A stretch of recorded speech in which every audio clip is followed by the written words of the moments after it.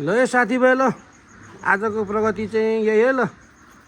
यो चाहिँ मेरो 25वटा ब्याउने माउको बच्चा हो ल।